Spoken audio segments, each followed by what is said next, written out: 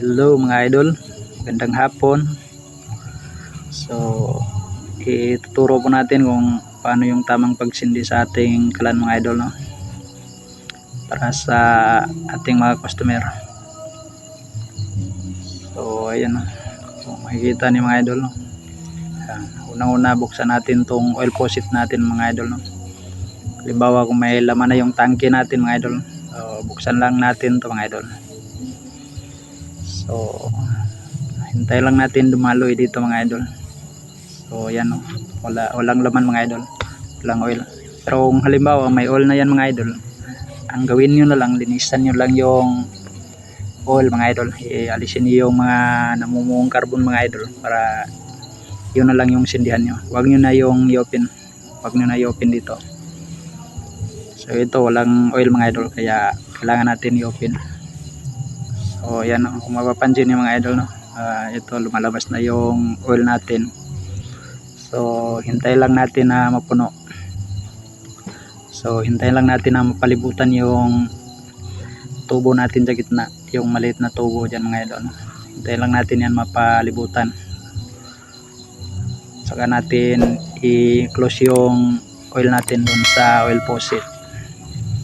So tandaan niyo mga idol, no? Kapag halimbawa kung may oil naman kayo dito, hindi na kailangan na lagyan ng oil. Halimbawa kung medyo marami naman, ang gawin nyo na lang, linisan nyo, kuha kayo ng kutsara, linisan, or kahit ano pwedeng ilinis.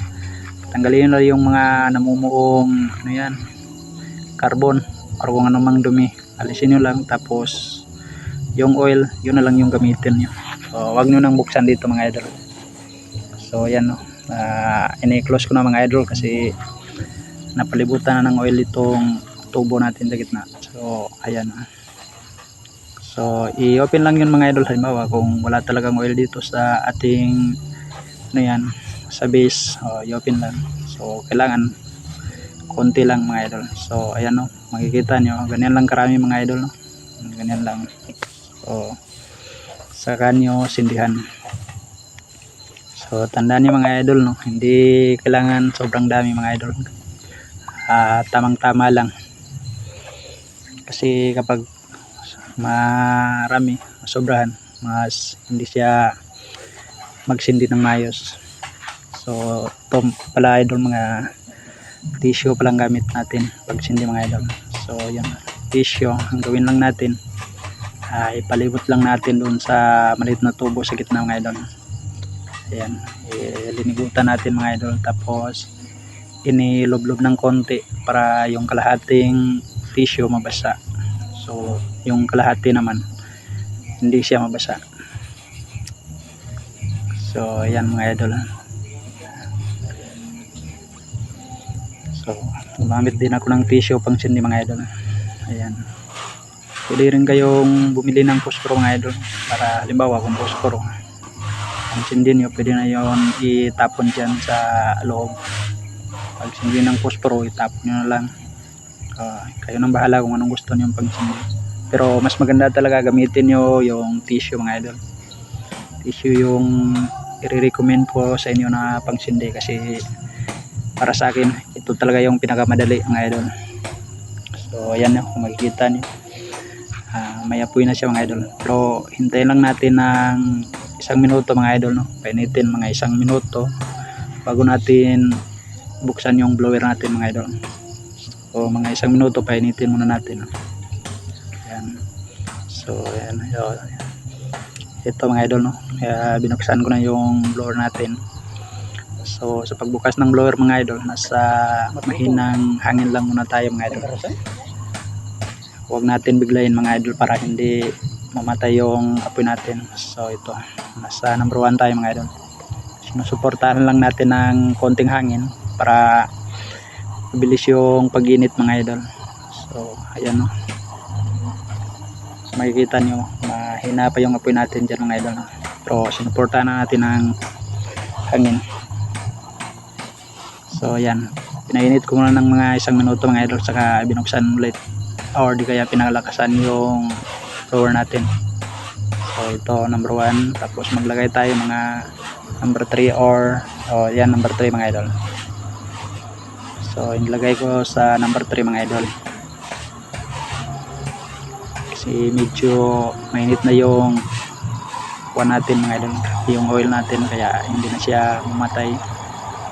So yan, makikita niyo mga idol, lakas na yung apoy. So ganun lang kadali pagsindi mga idol. Kailangan talaga wag nyo lang biglain sa blower, tapos tissue talaga yung maganda. So ayan, makikita ni mga idol, medyo umuusok siya kasi yung ano yan, yung pintura ko mga idol na ibang brand naman nakuha ko mga idol. Yung nakuha ko ngayon mga idol, nasusunog siya, nasusunog ng apoy. Pero yung mga dati kong kalan, dating pinipintura mga idol, Pilax yung gamit ko, tapos hindi naman nasusunog mga idol. Pero ito kita niyo, maapoy yung sa mga paligid, pero mamaya mawala rin yan mga idol, sinusunog lang niya kasi bagong pintura yan mga idol. So halimbawa naman kung luluto na kayo mga idol, i-open nyo ito, hindi na lang kayo magsimula magpatak. So ito, i-open lang mga idol. So ayan, ganyan lang mga idol, no? Patak-patak lang sa pagluluto. So ganyan katipid mga idol.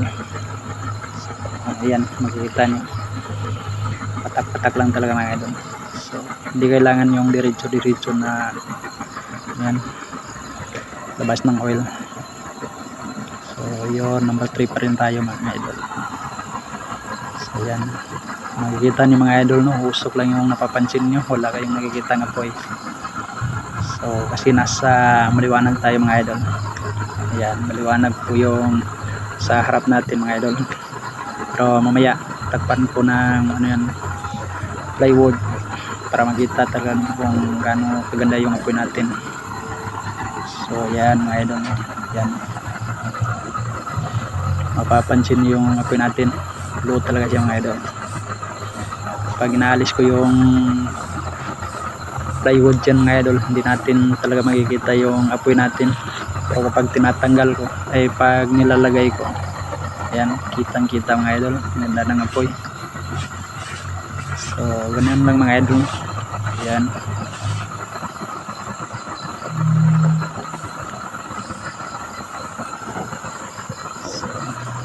Yan na mga idol, wala kayong makikita na apoy, pungusok lang mga idol. Usok yan, gawa ng sinusunog ng ating apoy yung pintura natin mga idol. So yan, makikita nyo ang ganda ng apoy. So ganun lang kadali mga idol, no? Paggamit nito, ganun lang kadali pagsindi.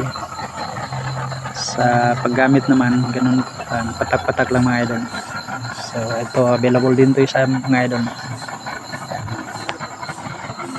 Itong sinubukan ko ngayon mga idol, i-deliver ko kasi ito bukas, kaya tinistingan natin kasi gusto makita rin ng customer yung item na kukunin niya.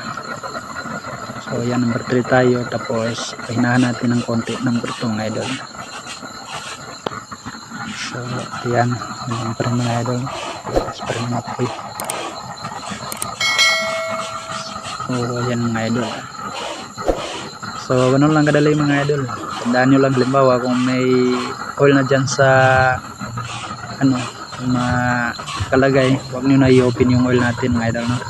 Yun na lang yung sindihan nyo. Ang gawin nyo na lang, linisan lang mga idol. Gumamit lang kayo ng kutsara panglinis, kunin yung mga namumuong carbon or ano man yung dumi mga idol. Tapos yun na lang yung sindihan nyo kung may oil naman. Halimbawa naman kung wala talagang oil, tapos doon na lang yung pag-open sa oil faucet mga idol para malagyan ng oil. So ganun lang mga idol sa pagluluto ng mga idol, no, sa paggamit ng oil. So nakikita niyo yung kanina, patak-patak lang. So ganun lang talaga mga idol, maintain lang yung oil natin na patak-patak lang mga idol. So yun lang mga idol, no? Sana nakatulong sa inyo itong video na to sa mga customer natin dyan. Sana nakatulong sa inyo to. Susunod naman yung paano magluto ng kanin mga idol. So sa hindi pa nakasubscribe, baka naman mga idol. Maraming salamat.